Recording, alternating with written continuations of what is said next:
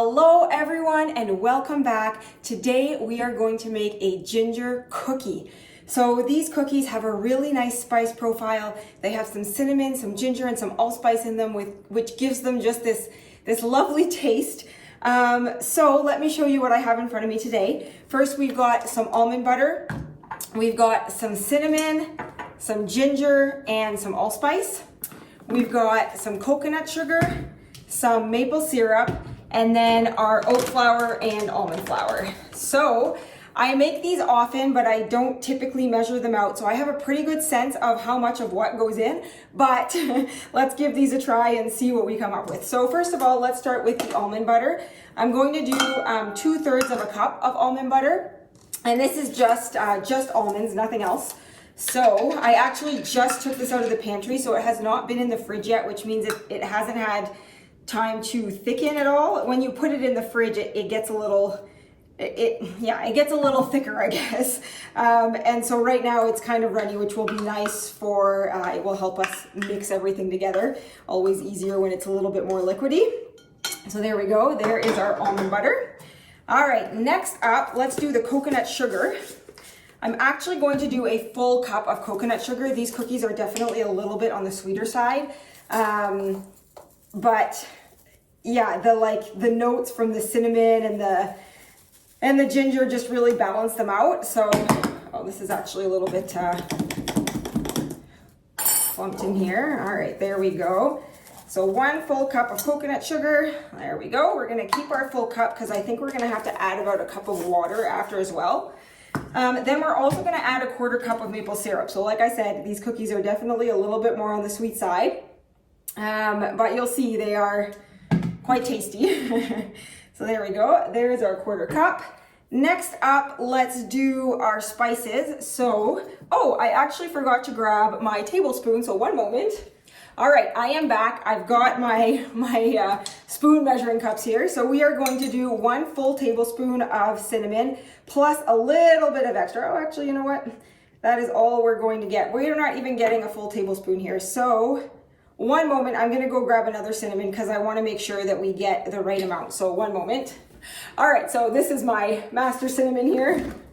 We are just going to add a little bit more. So I had almost 1 tablespoon there, so and I wanted it to do 1 tablespoon and a little bit, so we'll just add a little bit to this. It won't be totally precise, but that's okay. Just like I would say, adjust to taste really. So there we go. Let me set this big giant cinnamon thing aside. All right, next up we are going to do also 1 tablespoon of ginger. So here we go. 1 tablespoon of ginger, and this is just like a ground ginger. And then we are going to do half a teaspoon of allspice. So let's get our allspice here. Grab half a teaspoon. There we go. All right. Now what we are going to do is add our flour. So let me move some of this stuff aside here. First, we're going to add our oat flour, and I'm actually going to add about 3.5 cups of this. So there we go. 1, 2, 3, and then we'll take our 1/2 cup, which I think is right here. Yep. So 3.5 cups of that. And then we are going to do 1 cup of the almond flour. So, my hand definitely got a little floured there. There we go. Let's do 1 cup of the almond flour. Perfect. And as you can see, there's a lot of flour in this batter right now. So we are also going to add 1 cup of water so that we can easily mix it. There's our cup of water. And now we are going to stir this together. So ideally here, I may have to adjust the water a little bit. I'm hoping that was about right. Ideally here, the batter is going to be really nice and thick. So it's going to take a little bit to stir everything together. But ideally you're gonna get a nice thick batter that you can like easily manipulate with your hands. And the batter will have just a nice, will have a nice sweetness, and then also, the nice notes from the spices. So let's keep stirring here. This is starting to look pretty good. I'm actually wondering if I'm going to have to add a little bit more water, or I'm just gonna have to go in with my hands and kind of combine everything together. Actually, this is starting to look pretty good. So let's just keep mixing here for a moment. I actually love these cookies in particular around the holidays. It's such like a nice, I don't know, there's something about like the gingerbread spiced cookies around the holidays that just scream the holidays. It is not at all the holidays right now, but we can make them anyways. They're good all year round. Awesome. All right, so this is looking good actually. You just want to make sure that you stir until all the ingredients are really well mixed in, so that you're not seeing any more white from the flour, or so you can see here like underneath, for example, there's still a lot of white from the flour. So we're going to keep kind of mixing this in. If you wanted to, you could definitely get in there with your hands and start kneading with your hands. That might be a little bit more efficient actually than the spoon, but I'm dedicated to the spoon right now, so we're gonna keep going with the spoon for a moment, but this looks good. It's almost done here.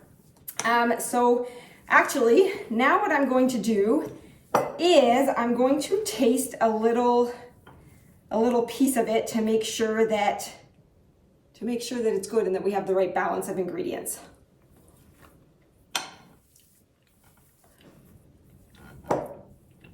Oh, okay, that is so lovely. Yes, the spices kind of come out at the end as it's just lovely. All right, I'm glad. I think we got the right balance of ingredients here. So just gonna mix a little bit more, and then what I'm going to do is make cookie balls, basically, using this cookie scoop. And 2 cookie trays with parchment paper. So I think we are ready for that step. So I'm gonna bring these over here.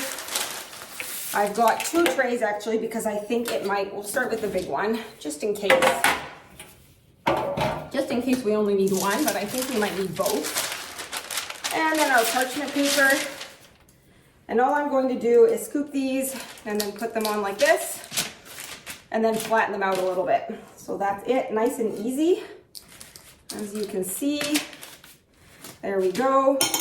So I am going to repeat these with the entire batter until the entire batter is gone. And I'll tell you how many cookies it makes once I'm done. And then I'm going to pop them into the oven at 350 degrees Fahrenheit I'm gonna start them at like 8 minutes and then start checking them. I think it's gonna take about 11 minutes to bake. And just as a reminder, I don't preheat my oven, so I'll be popping them in before the oven is preheated. Then I'll set the oven to 350, and then I will start checking them, like I said, around the 8-minute mark. So this is what they're gonna look like when you're ready to pop them into the oven. I won't keep you on here while I scoop the rest of the batter, but I will come back once the cookies are baked and ready to show you the finished product. So we will see you soon. Thanks, bye. Hello and welcome back. I have just pulled these out of the oven. They smell so lovely. Once again, I wish you could be here in my kitchen with me to smell how amazing this kitchen smells. But anyways, so the cookies are done. I ended up leaving them in for 11 minutes, which is very precise, but it seems to be the magic number often with my oven. So you will see here that, let me tip these up to show you a little bit, but they have like browned a little bit around the edges. The best tell is that you can kind of pick them up like this and they don't fall apart. And then the bottoms will be the browning will be a little bit more pronounced on the bottom. And when you touch them, you know, they're still soft, but they're not super crumbly. So now what I will be doing is I will be letting them rest on the counter for like 10 to 15 minutes. Then I'll be popping them into the fridge to cool completely. Once they are completely cool, I'll be putting them in an airtight container and storing them in the fridge. You could also freeze these. They will freeze quite well. And obviously, if you want to enjoy one now, you can maybe let them cool another like 5 to 10 minutes before you dive in, because they will be very hot right now. But yes, you can enjoy them warm or cool. You could, actually, you know what I just thought of? This would be delicious crumbled on top of vanilla ice cream. So there you go, something you can try. Crumble one on top of vanilla ice cream. See what you like. So anyways, oh, in terms of quantities, before I say bye here, this made 24 cookies. So I've got 20 on this tray. There's actually another 4 on the tray over there. So it made about 24 cookies, you know, maybe plus 1 or 2 depending on the size of the cookie balls that you make. So anyways, thank you so much for joining me and for making these with me. Have a lovely day, and we will see you in the next video. Bye.